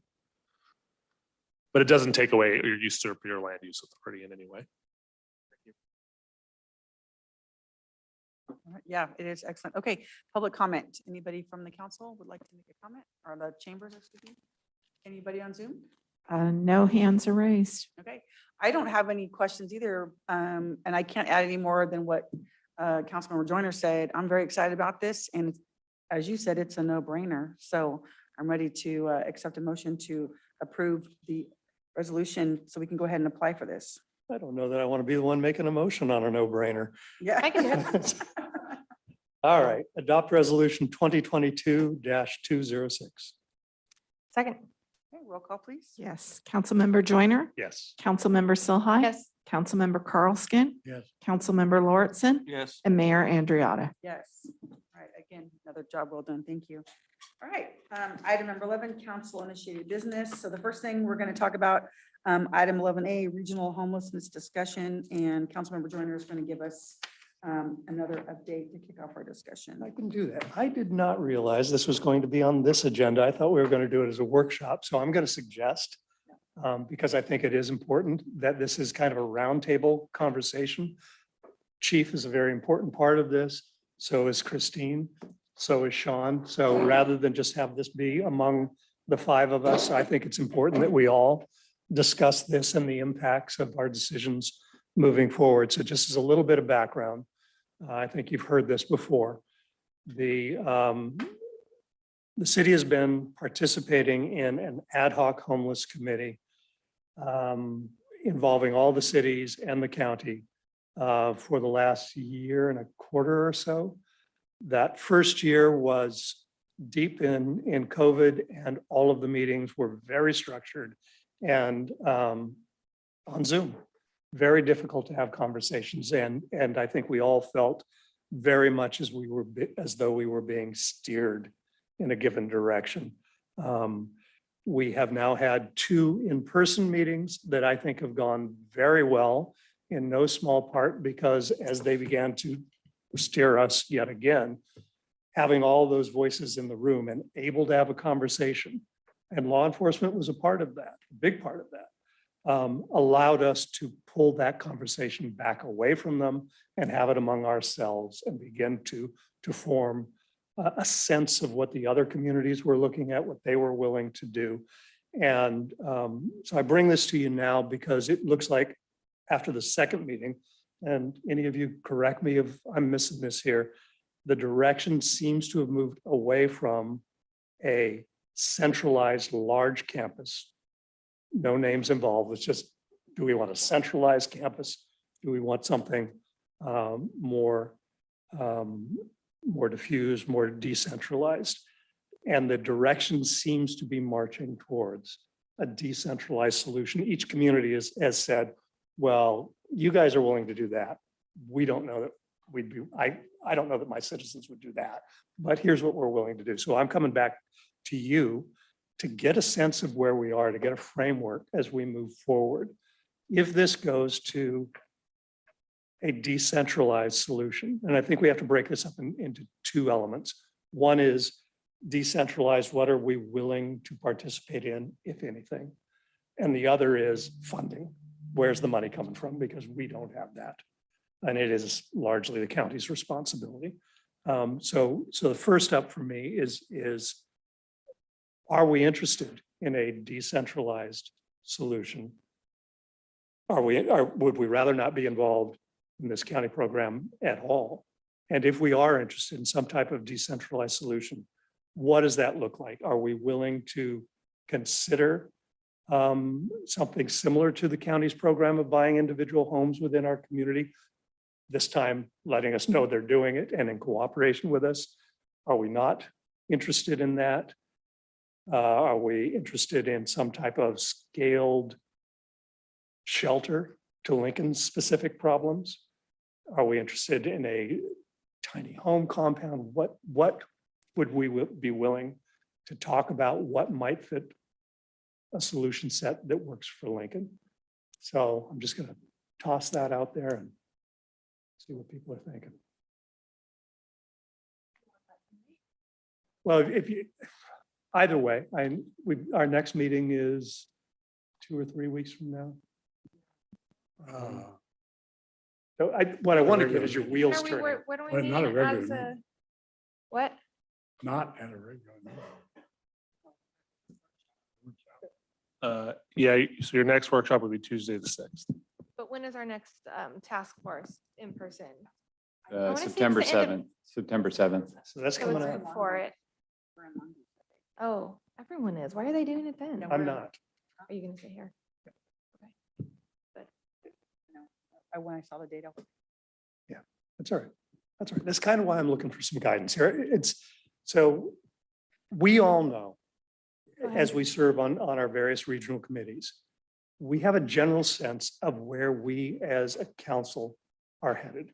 And so we can make decisions and recommendations based on what we know. This is a big one. Yep. And while I think I know where everybody is, No. I think it's important that we bring this back and we have this conversation. No, I appreciate that you did, and I'm sorry that I missed the last two in-person meetings. It was right in the middle of very busy work days for like 4 hours. But having sat on those committees that for a long time, I feel like we would, I feel like we might disadvantage ourselves if we don't participate in a county-wide, what did you call it? Divided or non-concentrated, decentralized. That sounds more like what we were asking for. So that sounds like it's being a reasonable response back to our particular requests. I know that you and I both were sounding some alarms. If everyone else is also going to participate in it, I worry that somehow it then turns into something centralized and we no longer have a seat at the table, or somehow it I would just want to know what that looks like. I would worry about us somehow disenfranchising our community by just saying, nope, no, thank you. We don't want anything to do with you. No, I definitely think we should stay in the process. Yeah. For sure. But I would agree that I think the. Decentralized for sure. Decentralized- And here's an idea, we're talking about housing for families. I was asked if the city would be interested in actually doing, building houses for homeless families. And so my question was, you mean like buying homes in the town that are already, goes, no, building them. So I don't know if that's something we can actually do, what property we have to do that, but that's one idea of contributing to the issue. Like tiny homes or something like that, or some Tiny sort of homes, just a regular home, actual but- regular. But like, lower cost home, but building homes for families. Like we had talked about before, Yep. the permanent supportive housing, but for families, but we would actually. So, and that's another part of this entire conversation that is probably much too big to have tonight, but we can tee it up and get you all thinking. I think what we need to focus on first is getting the folks who are currently homeless in our community housed. It's not a housing first solution, but if we can get them, and one of the things we've learned through this process is that there are several groups down along Auburn Ravine who have their own smaller group, and they think of them as family. And so when we ask them to leave the creek and go into housing, they don't want to leave their family.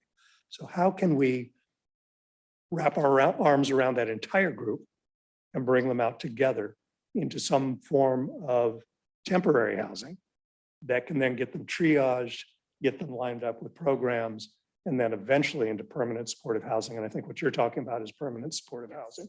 And I know that we talked before in the previous iterations of the committee, while we were talking about permanent supportive housing and the county purchasing homes in our community and the whole pipeline. And there's that, not every stage of homelessness or unhoused is the same, and not everyone is going to need the same mitigation and the same assessment and triage and placement. And I recall a conversation of perhaps asking that those homes that are purchased in our city be directed towards families who are experiencing homelessness or who are on the verge of homelessness, because that's part of curbing the pipeline, so that their children have a neighborhood to wrap around them. And that's preventing childhood traumas. So that's preventing future homelessness. To me, it makes more sense than buying a 4,000 square foot house and sticking 6 single men in it, buying the smaller and putting families in it to create that stability. And so I don't know if you recall that conversation, but I feel like we had that. The ask that you have right now, I just need a framework that will help me steer through the next Right. conversation. it would help me very much. You said you knew what I don't know what the hell I want, so I don't think you can yet either. Bet you do once you hear it though, Dan. Right. When you say the distributed, the non-centralized, is the implication there that it is the same solution for everybody? No, that's No, exactly the that's point. Each the city point. seems to want to do their own thing. Okay, The city of Roseville's already bought a hotel that is homeless permanent supportive housing. they what, and this bothers me, is we have no money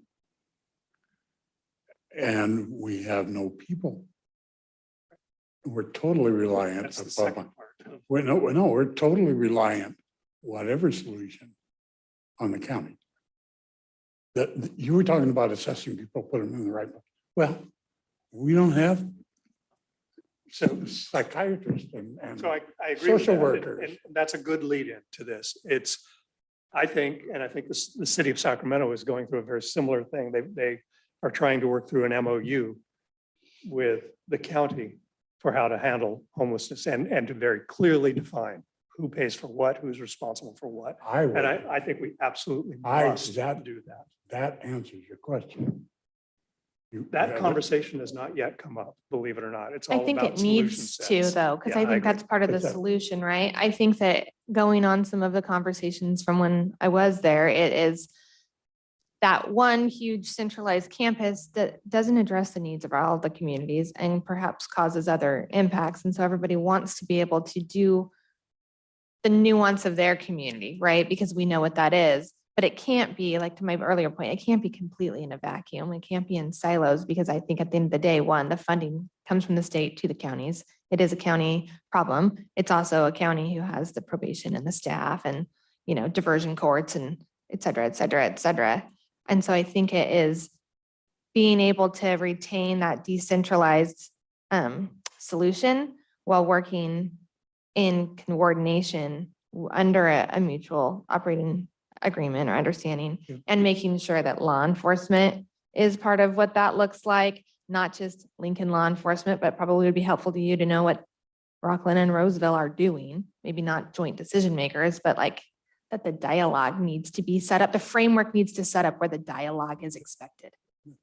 And that conversation is actually happening Yeah. in the room now, which is. But I think great. it's important. So correct me if I'm off on this. One of the things I believe that I've seen hasn't been spoken, but I think that the indicators are there, that the county's hope is to drive down responsibility to the individual jurisdictions along with some of the costs. Hoping, is that accurate? Not just in this county. So I think the entire reason that this ad hoc committee was formed was to see how that could be shoved down, spread across other jurisdictions. And, we're at the table with empty pockets. But I We feel like if that's the case, and correct me, whoever in the room knows, correct me if I'm wrong. But the state literally provides funding to those departments, to the Yes. counties. The county is the hub. The county is, at the end of the day, the buck stops with them, literally, because we don't get dollars for it. And the county is So- currently building an $88 million health and human services Correct. facility. I would not be in support of taking on additional funding responsibilities. And if we have to give up some sort of autonomy for that to happen, at the end of the day, it probably is in the best interest of our residents because we won't have the resources. And so we still fail. That was my point. You ought to be able to come up with a MOU that works for every city, regardless of the specific approaches Implementation. the city takes. That ought to be, You're talking one master MOU? yeah, from a prototype standpoint, yeah. But he's sure, a police department is a police department as far as responsibilities. Somebody may have more officers and, but there's the things that the county needs to share downward will be the uniform. same. That's correct. The dollars may be different Right, based on population, right. but what they're going to dump on the cities, they have to dump on all cities. It has to be fair Uniformly, and right. uniform. Has to be fair and equitable, right? And the dollars need to go with it. Right, and the We dollars don't flow. get state funding for that. And so to expect us to take that on would be crazy. I think that's their hope, however. We'll make sure that doesn't happen. Christine, you're the head of our local homeless task force. Any thoughts? I think that this is a conversation that our local homeless task force would be very interested in participating in a workshop Oh, that'd type be scenario. They have a number of ideas about city-owned properties that, and potential solutions that we might be able to, as a city, extend opportunities to, obviously in connection with county-provided services, because we as a city are not going to be in a position to long-term support those types of programs. So there are a lot of ideas floating around on that committee, and I'm sure they would be very happy to come to the I table. love that idea. This is a level, what we're talking about is a level above the solution ideas. Yeah, this is an implementation. This is how does the framework get formed? Yeah. Yep. Chief? And, any and thoughts? you know, yeah, it just seems to me, I know if I had an MOU to look at, says, this is what Lincoln's responsibility is, this is what the county's is, this is what whoever else is involved, and this is the funding source. No, whether it's in dollars or whatever. But if I had that, so I knew what we could supplement ourselves with, I'd be able to I don't say, think you're going to have that until very late in this process. well, then I'd I count on it. can't come up with So any, I'd count on that. Right. you know, then I don't know what I'm ever going to be able to tell you. But I think you just did, because that discussion hasn't been occurring. And I do think that probably is part of the answer. It might be the next elephant in the room. Good point. Go ahead. So I just attended, every month I attend, it's called PLEA, Placer Law Enforcement Agencies. All the chiefs get together up at the Placer County Sheriff's Office and with FBI and all the local law enforcement players. And had a conversation with some of the chiefs that was headed up by another individual about all of this and just the frustration that we're feeling at a chief's level. We in law enforcement are action oriented. We don't like to wait around. We don't like bureaucracy. We don't like just spinning our wheels for a year and a quarter. So we're kicking around the idea, this is like first, we haven't even met yet, but we're kicking around the idea of just the Placer law enforcement agencies putting an informal kind of ad hoc team together just to float around to the individual jurisdictions, just like one member per agency, and just be able to see how the other agencies are doing it, how the other cities are doing it, and again, be something like a task force, and just to be able to talk. You know, we on the law enforcement side, we all communicate very well. We play together very well, and we're just tired of waiting around. So we are going to probably try to do something, and maybe get some momentum in a certain direction, whatever direction that is, that could potentially just be absorbed into the direction of this regional committee, because we're just tired of waiting around.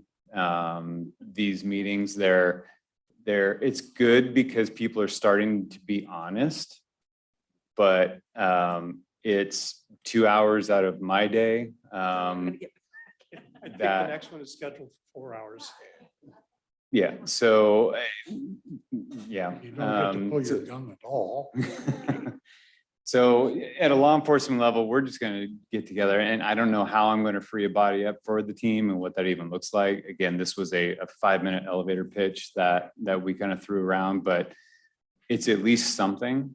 And for as much time as we've invested in this so far, I want something out of it. And And so far, we have nothing out of it. So if we can put an ad hoc team together and have some momentum and show some results, then maybe running parallel to the regional group can get some traction, then that's what we're gonna do. We're just tired of waiting around.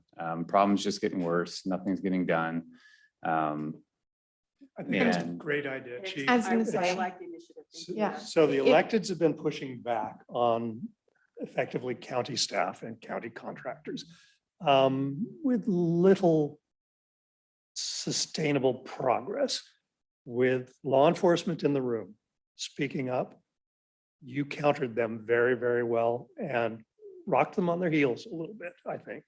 And so, great idea. If you can create that momentum, that inertia that carries the rest of the conversation along, I'd encourage that. If that's the only thing that comes out of this, that we all of a sudden now have a more defined regional collaboration between our law enforcement and how we're going to address homelessness, that's a pretty good result. And I hope you can throw a body to it, because it's important. I hope so too. So without drawing this out any longer, I think I've got what I need generally. And Sean, you can schedule a workshop with the homeless task force, anyone else in law enforcement. Do we want to do it that, because this isn't a one and done No, it's not. conversation, and I don't want to put the cart before the horse. I would love to have that workshop, but I kind of would like to finish this. Okay. See where that framework comes to, find out what happens with your, guerrilla tactics to form it. And then see where we're at, because I think that then that discussion would be about what are we looking at? How do we implement it? And how do we get creative? And that's where that innovation and like tactician's perspective, I think would be more fruitful. Am I wrong on that? Nope. All right, so maybe we do a series and the first one is finishing this. Yep. Of course. Yeah. Okay, anybody have public comment? Yeah, go ahead, Peggy. Come step to the mic. Theater company, but what you don't know is that I'm a nurse and I was responsible in my younger years to create in Contra Costa County healthcare for the homeless. And I was told that your new job is this, go do it. And I went with nothing. So I'm willing to at least participate in the conversation of how we got started. And I have some great ideas, because what my ideas are, they kind of match what you're kind of saying now in terms of using the state and the county money and make it happen in Lincoln for the Lincoln people, Roseville for the Roseville people, and so on and so on. While my focus was on healthcare for the homeless, 99% of your homeless problems are going to be healthcare. So as a nurse, I'm willing to throw my hat in the ring and say, I'll be happy to talk with you or meet with you, participate with you, the homeless project, however you'd like. Just let me know. Thank you. Really appreciate that. And you're right, Peggy. Addiction and mental health issues are predominantly what's driving this. Thank you. Any other comments in the room? Anybody on Zoom? No, Mayor. No. Okay. All right. Thank you, guys. I appreciate No, that. thank you, Paul, for sticking with that and for that discussion. Okay. Not this one, the next one. Yeah. I know that's a bummer, but okay. Anybody else have any council initiated business? Nobody? Okay. How about information items, item 12? Oh, I have a couple, but anybody else? Okay. So the first one is, I just want to remind you, I don't know if we talked about this before, but the Lincoln Kiwanis Club is hosting a health fair for kindergarten through 5th grade students and their families from Carlin Coppin, Creekside Oaks, First Street, and Sheridan Elementaries. And it's going to be at McBean Park at 11 o'clock to 3 p.m. They're going to do all kinds of free health screening, vision, dental, medical scoliosis, nutrition, snacks, haircuts, food bags, baby food. They're going to be giving away car seats, bicycle safety, helmet, things like that. And then there's going to be all kinds of games and that sort of thing. And so we have the city has purchased a pop-up with our logo on it specifically for this. It can be used for whatever, but so I have committed to being there. I'm going to put up a little game or whatever. And Mary, the lady who's helping organize this, had asked for, additional sponsorships. So I'm personally going to give her a little bit of money. I wanted to extend the opportunity to the other council members, no pressure, but if anybody wants to help sponsor this, it's going to be a pretty big deal. They've got Kaiser, Shriners Hospital, UC Davis, Children's Health, and a bunch of like dentists, optometrists, that sort of thing. They're all coming and helping sponsor. So it's going to be a great event. So it's Sunday, October 9th, 11 to 3 at Glen Edwards. So if anybody. Send that out to us. I will. I'll send this flyer out to you. And anybody wants to come and help me, I got to put together a game under our thing. Okay, that'll be fun. So I'm looking forward to it. It's going to be a good time. The other thing I wanted to share is, and I shared this morning at our joint governance meeting, is that 2 weeks ago, I had the privilege of going on they used to do the tours and they stopped doing them and now they've revamped them, the PCWA water infrastructure tours. We went to the Middle Fork project and then up farther to the dam at Hellhole, and we stayed in the dorms there. And it was really great to be with other people. It wasn't just electeds, it was PCWA staff, and it was other people, conservationists and other individuals in the county. So it was great to connect and talk about these things with them. But the staff did a really great job explaining the infrastructure, we talked a lot about how the forest fires affect water, with the soil washing away and all that. The infrastructure is absolutely phenomenal. And PCWA does a really great job with what they do, and that, Lincoln is the largest wholesale buyer of their water. But it was really good for me to go and see it and to hear all their presentation, because it gives me a better understanding. So now when people, ask the question, well, what about all this building? We're going to run out of water. I already knew the answer, but to be able to more definitively say, no, we are not going to run out of water. And to be able to explain why. So it was a really great experience. I'm glad I was able to go. And hopefully some of you guys can go later on. You've probably done it already, right? Like years ago? I have not, not Okay. the way you did it. Okay. I have through the years caught little Yeah. bits and Yeah. pieces and been able to cobble it all Yeah, together. it was well worth it, the night away. It was great. And so I know Alyssa's mad because it was her idea for them to. It's like, you guys, yeah. Yeah, it was really good.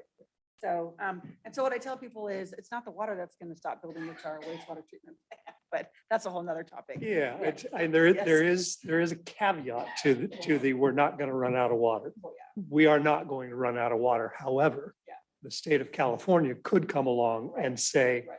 you guys have enough water, you need to share it. Yeah.